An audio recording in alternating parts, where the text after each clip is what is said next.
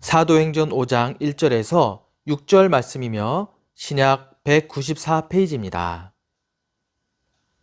아나니아라 하는 사람이 그의 아내 삽비라와 더불어 소유를 팔아 그 값에서 얼마를 감침해 그 아내도 알더라. 얼마만 가져다가 사도들의 발 앞에 두니 베드로가 이르되 아나니아야, 어찌하여 사탄이 내 마음에 가득하여 내가 성령을 속이고 땅값 얼마를 감추었느냐. 땅이 그대로 있을 때에는 내 땅이 아니며 판 후에도 내 마음대로 할 수가 없더냐. 어찌하여 이 일을 내 마음에 두었느냐. 사람에게 거짓말한 것이 아니요 하나님께로다. 아나니아가 이 말을 듣고 엎드려져 혼이 떠나니 이 일을 듣는 사람이 다 크게 두려워하더라. 젊은 사람들이 일어나 시신을 싸서 메고 나가 장사하니라. 아멘. 자, 오늘 사도행전 5장 1절서 6절에 있는 말씀을 통하여서 현대판 아나니아와 삽비라라는 제목으로 말씀을 선포할 때 큰 은혜 받고 아멘하여 하나님께 영광 돌릴 수 있는 귀한 시간이 될 수 있기를 바랍니다. 여러분도 잘 아시다시피 예루살렘 초대교회는 주님이 승천 전에 몇 가지 부탁을 하지요. 그 중에서 아주 중요한 말씀을 합니다. 무슨 말씀이냐면은 예루살렘을 떠나지 말고 아버지께서 약속하신 것을 기다리라. 몇 날이 못해서 너는 성령으로 선물 받으리라 하면서 그 약속을 부여잡고 마가의 다락방에서 모여서 강력하게 기도했던 120문도가 성령을 받습니다. 그리고 그 이후에 보면은 교회는 예루살렘 초대교회는 폭발적인 부흥을 이루게 되는 이런 모습을 보게 됩니다. 하지만 초대교회 멤버 중에서 오늘 본문에 나눈 이 아나니아와 삽비라 부부를 통해서 찬물을 끼얹는 것 같은 이런 끔찍한 사건이 일어나게 됩니다. 물론 사도행전 4장에 보면은 사내들인 공회원으로부터 베드로도 요한도 막 옥에 갇히는 막 이런 일들이 발생되지요. 이것은 외부적으로 핍박을 받고 어려움을 겪게 되는 장면인데, 문제는 외부적인 것은 잘 이렇게 극복을 했는데 내부적인 문제가 생긴 거예요. 그러니까 교회 공동체 안에 성도들 가운데 문제가 생긴 겁니다. 우리가 이제 역사를 통해서 보여주는 것은 이 나라가 큰 어마어마한 제국들이 멸망할 때 보면은 거의 외부에서 이렇게 침공해가지고 멸망받는 경우는 거의 없습니다. 내부에서 분란이 일어나면은 내부 조직이 와해되면은 결국은 그로 인해서 그 어마어마한 제국도 그냥 추풍낙엽처럼 그냥 끝장나고 마는 이런 모습을 우리가 이제 역사를 통해서 볼 수가 있지 않습니까? 자, 그런데 오늘 본문에 보면은 이 아나니아와 삽비라 이 두 사람은 부부입니다. 그들이 재물로 인하여서 하나님을 속이려고 하다가 결국은 죽임을 당하게 되는, 한 달에 다 죽게 되는 이런 비극적 참상이 오늘 사도행전 5장에 오늘 본문에 기록을 하고 있습니다. 자, 그렇다면은 그들이 왜 죽임을 당하게 되었는지, 죽게 된 그 배경을 한번 좀 살펴볼 필요가 있습니다. 자, 오늘 본문은 5장 1절에서 6절에 있는 말씀인데, 그 앞에 보면은 4장 32절에서부터 35절에 있는 말씀까지 한번 읽도록 하겠습니다. 4장 32절에서 35절에 있는 말씀이 읽습니다. 시작. 믿는 무리가 한 마음과 한 뜻이 되어 모든 물건을 서로 통용하고 자기 재물을 조금이라도 자기 것이라 하는 이가 하나도 없더라. 사도들이 큰 권능으로 주 예수의 부활을 증언하니 무리가 큰 은혜를 받아 그 중에 가난한 사람이 없었으니 이는 밭과 집 있는 자는 팔아 그 판 것의 값을 가져다가 사도들의 발 앞에 두매 그들이 각 사람의 필요를 따라 나누어 주니라. 아멘. 여기 보니까 정리하면은 성도들은 예루살렘 초대교회 성도들의 아름다운 모습을 소개하고 있는데 정말 본이 되고 예나 지금이나 정말 이런 교회야말로 하나님이 기뻐하는 교회고 하나님이 함께하는 교회고 천국의 모형과 같은 이런 교회가 된 것이 아니겠습니까? 자, 그런데 오늘 이 성도들이 한마음 한뜻이 되어서 서로 물건을 통용했다고 이렇게 말씀하고 있습니다. 그러니까 유무상통, 니건 내 것 없이 서로 이렇게 배려 속에서 함께 같이 공유했다는 얘기지요. 그리고 심지어 어떤 이들은 자기 밭과 집을 팔아서 교회 헌금을 하기도 했다는 거예요.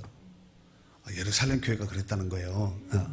그리고 구브로 출신인 이 요셉이라고 일컫는 별명이 바나바라는 사람은 자기 밭을 팔아서 또 헌신합니다. 그러니까 집 팔고 밥 팔고 막 팔 수 있는 건, 돈이 될 수 있는 건 팔아가지고 하나님 앞에 헌금하고 교회에다 갖다 바치고 이런 일들이 이제 예루살렘 초대교회 성도들 가운데 있게 되었다는 것입니다. 더욱이 그 아래 36절과 37절에 보면은 구브로에서 난 레이족이 있으니 이름은 요셉이라 사도들이 일컬어 바나바, 번역하면 위로의 아들이라 하니 그가 뭐가 있어요? 밭이 있음에 팔아 그 값을 가지고 사도들의 발 앞에 두니라 그랬습니다. 사도들 앞에 판 것을 이제 헌금으로 드렸다는 얘기지요. 그로 인해서 예루살렘 초대교회는 가난한 사람이 없었다는 거예요. 핍절한 자, 가난한 사람이 없었다는 것입니다. 자, 오늘 본문에 아나니와 삽비라 부부도 아마 그런 분위기 속에서 영향력을 받아서 자신들의 밭을 팔아서 헌신하기로 했던 것 같습니다. 그런데 문제는 밭을 판 돈의 일부를 감추고 일부만 가지고 사도 베드로에게 가서 헌금을 하게 되지요. 이에 베드로가 3절 4절 오늘 메인 본문이에요. 3절 4절 읽습니다. 시작. 베드로가 이르되 아나니아야 어찌하여 사탄이 내 마음에 가득하여 내가 성령을 속이고 땅값 얼마를 감추었느냐. 땅이 그들이 있을 때는 내 땅이 아니며 판 후에도 내 마음대로 할 수가 없더냐. 어찌하여 이 일을 내 마음에 두었느냐. 사람에게 거짓말한 것이 아니요 하나님께로다. 아멘. 여러분 이 말을 듣고 아나니아는 그 자리에서 즉사합니다. 그 후 청년들이 시신을 메고 가서 바로 당일날 장사를 해버리지요. 한번 저를 따라해 보실래요? 속이면 감추는 것이고 감추면 속이는 것입니다. 속이면 감추는 것이고 감추면 속이는 것이거든요. 똑같은 말이라는 얘기예요. 속이는 것이나 감추는 것이나. 여기 보면은 땅값 내가 성령을 속이고 땅값 얼마를 감추었느냐 그랬죠. 누구를 속였어요? 성령 하나님을 속였다는 거죠. 이 속이가 퓨슈도마이라는 단어를 쓰는데 거짓말하다, 거짓말로 속이다 이런 뜻을 가지고 있습니다. 근데 문제는 제가 여러분에게 설교 준비를 할 때는 제가 어떻게 해서든 우리 성도들에게 원문에 근접한 해석 내지는 성도들이 원문을 벗어나지 않는 한도에서 그 정확한 뜻을 알려고 제가 사전을 좀 많이 보거든요. 그런데 거기 이게 이제 속이고 이 단어가 동사, 속이다, 동사, 부정사, 과거, 중간 디포 이렇게 썼습니다. 이제 이걸 해석하고 나면은 해석해 보면은 그들은 이 부부지 아나니아 삽비라 부부는 땅값을 팔고 난 뒤, 땅값을 받고 난 뒤 돈을 손에 딱 잡고 나서 초심의 마음을 버렸다는 거예요. 그거 있잖아. 화장실 갈 때 다르고 올 때 다르고 알잖아요. 그런데 그들은 거짓을 모의하였고 서로 간에 그렇게 하기로 서로 간에 말을 입을 맞춘 거예요. 한 사람만 아는 것이 아니라 둘 다 이렇게 하자 해가지고 서로 이제 입을 맞춘 거죠. 이 아나니아라는 이 뜻이 제가 이제 사전을 좀 봤더니 산산조각으로 찢다, 깨뜨리다 이런 뜻을 가지고 있습니다. 그 이름이. 그리고 삽비라는 시브리어 사파로에서 왔는데 이게 세다, 계산하다, 열거하다, 세고 계산하고 열거, 이렇게 열거하다 이런 뜻을 가지고 있습니다. 그리고 또 다른 의미로는 삽비라는 사파이어라는 뜻도 가지고 있습니다. 사파이어 좋아하시지요? 네. 시편 49편 20절에 보면은 종기 하나 깨닫지 못하는 사람은 멸망하는 짐승 같도다 그랬습니다. 여러분 예수 믿고 구원받은 성도 한 사람 한 사람은 정말 존귀한 자입니다.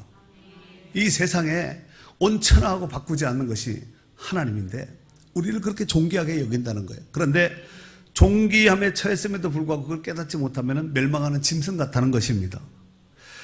그렇다면 이 부분을 한번 저와 여러분에게 한번 적용을 한번 시켜보도록 하겠습니다. 과연 이런 악한 모습이 우리 안에 있을까 없을까?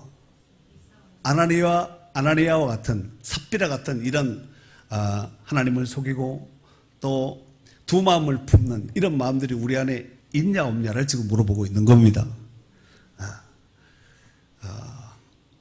없다면은 감사하게 한 일이겠지만 있는데 지금까지 살아있다면은 주의 크신 은혜인 줄 알고 하나님 앞에 감사할 수 있도록 해야 됩니다.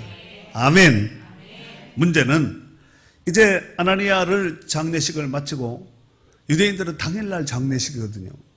하고 한 3시간쯤 후에 그의 아내인 삽비라가 자기 남편이 죽은 것을 알지 못하고 해맑게 성전으로 들어오지요. 베드로 앞에 섰습니다. 베드로가 삽비라에게 묻습니다. 여기 우리 성경 8절 9절에 보니까 베드로가 이르되 그 땅 판 값이 이것뿐이냐 내게 말하라 하니 이르되 예 이것뿐이라 하더라 그랬습니다.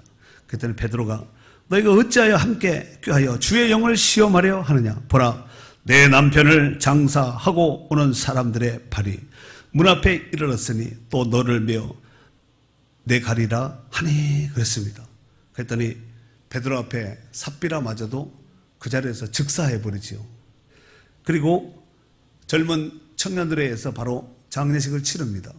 이 일로 인해서 11절에 보면은 온 교회와 이를 듣는 사람들이 다 크게 두려워했다 그랬습니다. 아나니아가 죽었을 때도 삽비라가 죽었을 때도 여러분 교회 안에 왔는데 교회 안에서 헌금 드리다 죽었다 예배하다 죽었다 이거 보통 일이 아니잖아요.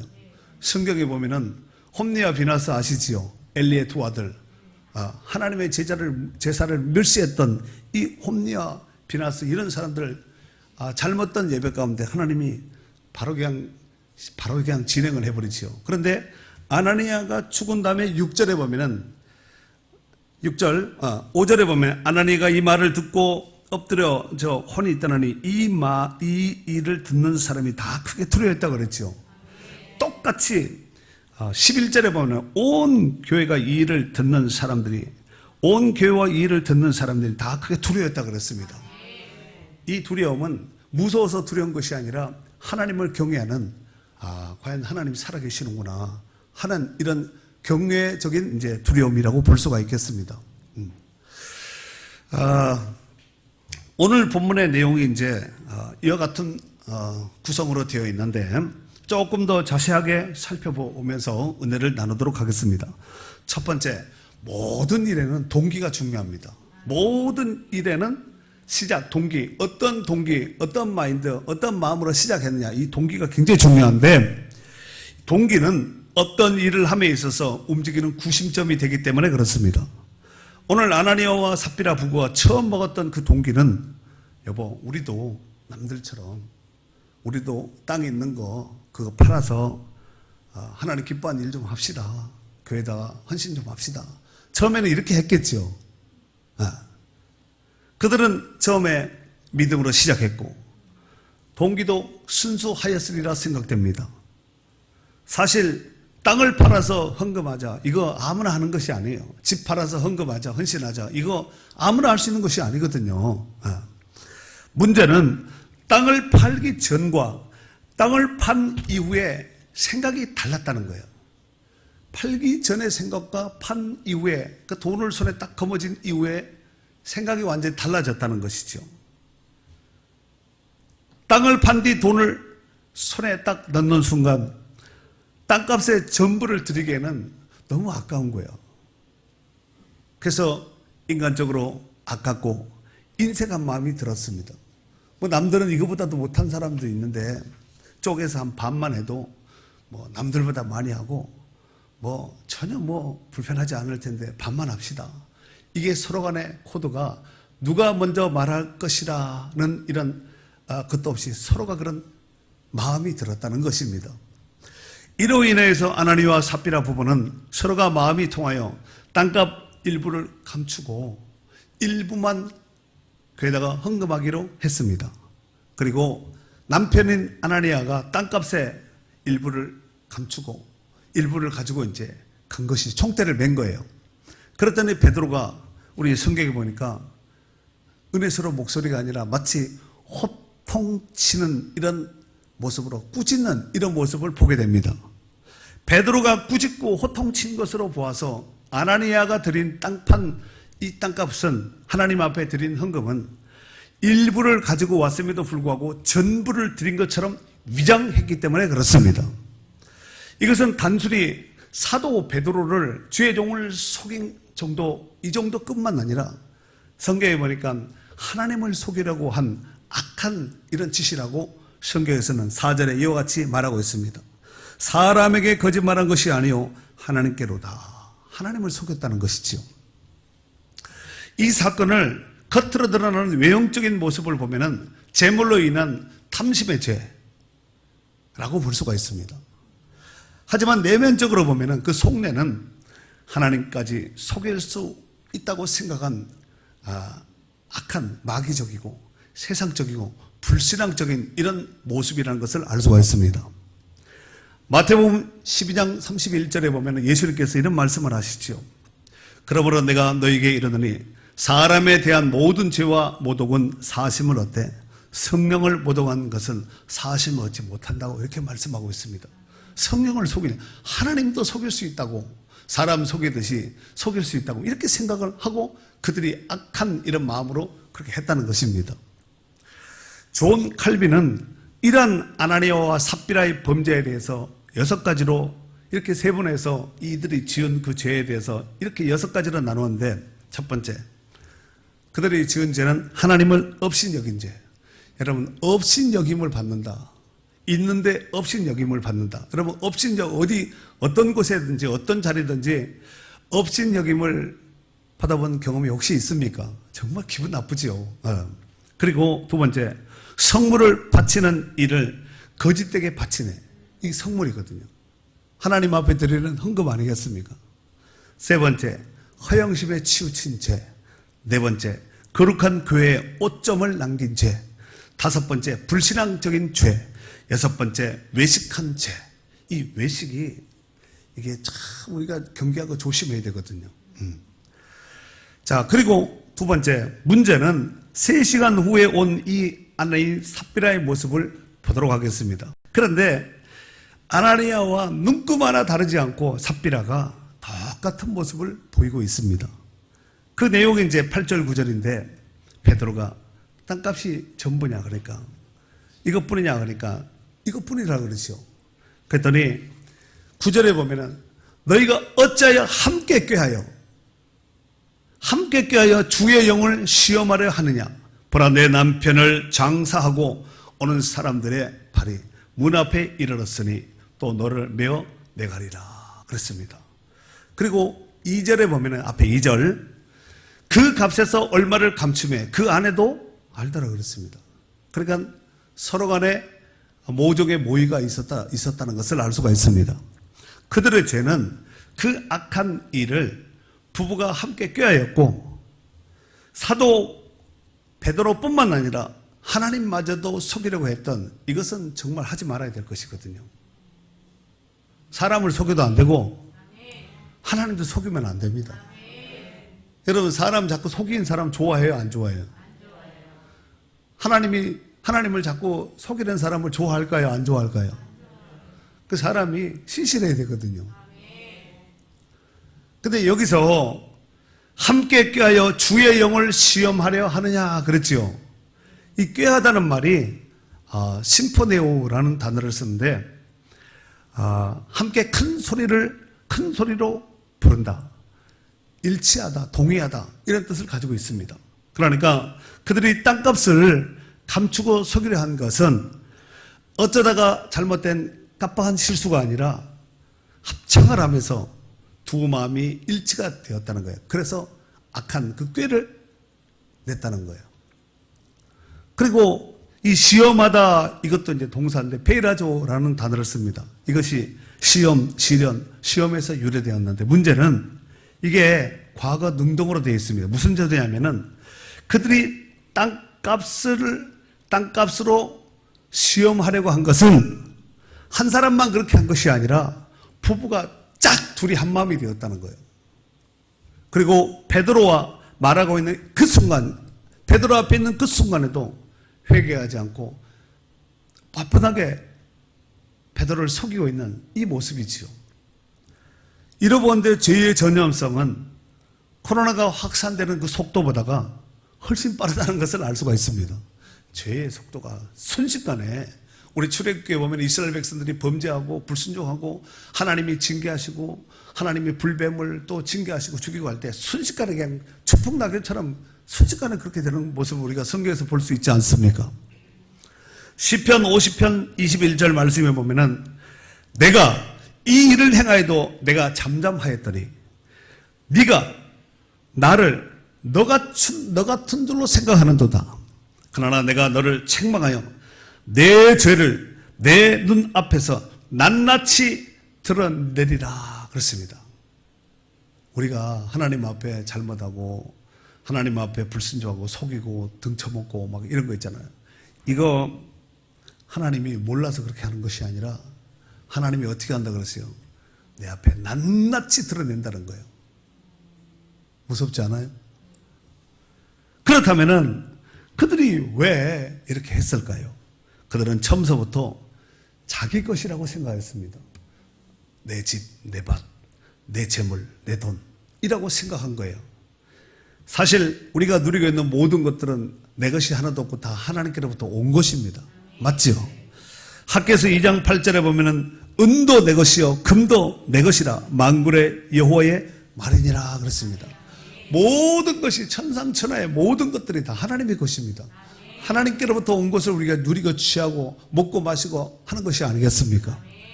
사랑하는 성도 여러분, 만약 그때 이 아나니와 삽비라 이 부부 중에서 한 사람이라도 하나님을 의식하면서 이러면 안 돼, 제대로 하자 라고 외쳤다면 그들 부부는 복을 받았을 것이고 성도들도 그 가정을 보면서 감사했을 것이고 교회는 하나님께 영광을 돌렸으리라 생각됩니다. 어쩌면 우리의 주변과 우리 교회 내에서도 오늘날 현대판 아나니와 삽비라 같은 성도들이 여전히 있을 수가 있습니다. 황금 문제는 단순하게 돈의 문제를 뛰어넘어서 이게 속인 것이 하나님을 기만하고 하나님의 자존심을 아주 상하게 하는 것이거든요. 공의에 대한 문제입니다. 하나님을 아주 기분 나쁘게 하는 거예요. 또 제대로 해서 제대로 복받으면 얼마나 좋아요. 이사야 55장 9절에 보면은 이는 하늘이 땅보다 높음 같이 내 길은 너희 길보다 높으며 내 생각은 너희 생각보다 높음이니라 그랬습니다. 무슨 소리일까요? 하나님이 계산하는 거, 하나님이 생각하는 것과 우리가 생각하는 것이 다르고 하나님의 계수법과 우리의 계수법이 다르다는 거예요. 성경 안에 보면은 하나님을 시험하지 말라라는 이 말이 성경의 신구약에 많이 기록을 하고 있습니다. 신명기 6장 16절에 보면은 너희가 마사에서 시험한 것 같이 너희 하나님 여호와를 시험하지 말고 그랬습니다. 마태복음 4장 7절에 예수님께서 이런 말씀을 하시지요. 주 너의 하나님을 시험하지 말라 그랬습니다. 하나님을 시험하면 안 되죠. 그런 와중에도 성경에서는 하나님을 시험하여 보라 라는 구절이 성경에 유일하게 딱 한 구절이 있습니다. 그것이 바로 말라기 3장 10절에 있는 말씀입니다. 만군의 여호와가 이르노라 너희의 온전한 11조를 창고에 들여 나의 집에 양식이 있게 하고 그것으로 나를 시험하여 내가 하늘 문을 열고 너에게 복을 쌓을 것이 없도록 붙지 아니하나 보라 그렇습니다. 딱 이 구절 하나 딱 있거든요. 어떻게 피조물 된 우리 인간이 어떻게 하나님을, 창조주 하나님을 시험하겠습니까? 하나님께서 하지 말라는 거예요. 그런데 말라기 3장 10절에는 딱 하나님을 한번 시험해봐라. 복을 주나 안 주나. 하늘문을 열고 복을 그냥 주는 것이 아니라 쌓을 것이 없도록 부어준다고 이렇게 말씀하고 있습니다. 이 말씀에 아멘 합시다. 이런 온전한 11조를 구별하여 드리는 자에게 쌓을 것이 없도록 복을 부어주겠다는 말씀이 아니겠습니까? 그럼 이 말씀 믿어요? 글러댄 거 말고 정말 내가 믿냐 이거. 이 말씀, 살아있는 하나님 말씀, 레마의 말씀으로 믿냐 이거예요. 제가 목회하면서 별의별 헌금을 다 제가 봤습니다.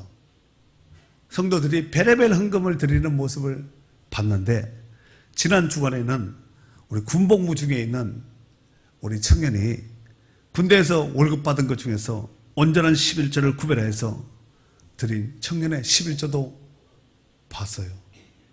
군대에서 돈 받은 거, 월급 받은 거, 그 11조 하기 쉽지 않아요. 저도 안 해봤습니다.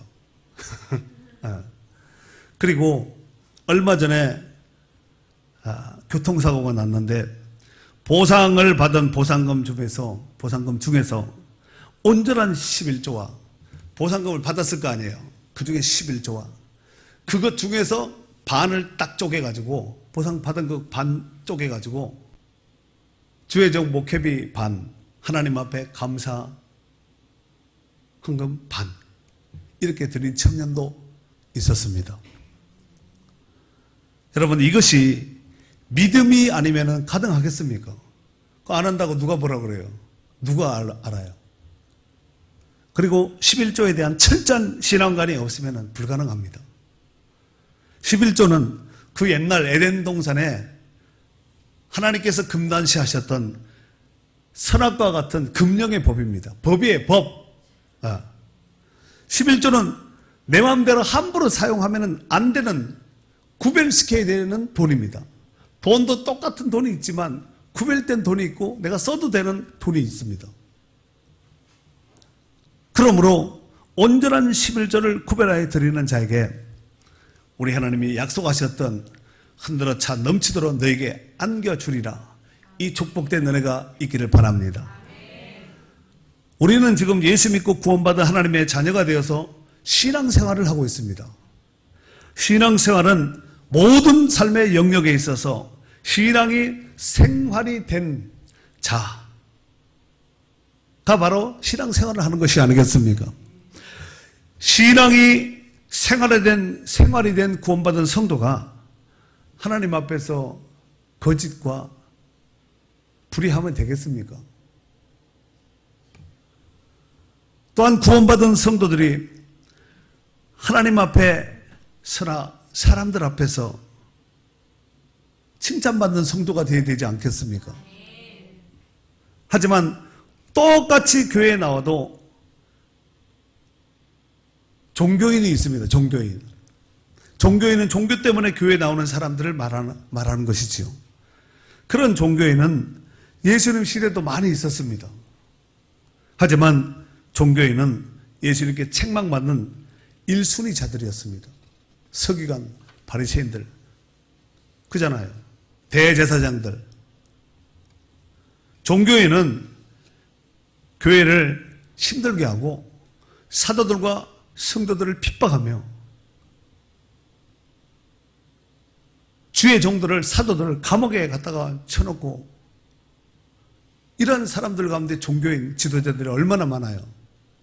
성경에 사도행전에 나오잖아요. 이러보건대 종교인들의 가장 결정적인 특징은 자기도 힘들고 남도 힘들고 믿음으로 살려고 하는 사람들도 피곤하게 하는 힘든 존재들입니다. 그러니까 우리가 종교인이 되지 말고 신앙인이 되어야 됩니다. 아멘. 부디 오늘 여기 모인 모든 성도님들은 정말 성령으로 거듭난 하나님의 자녀로서 주신 사명과 물질에도 신실한 표상의 주인공이 되어야 될 줄로 믿습니다.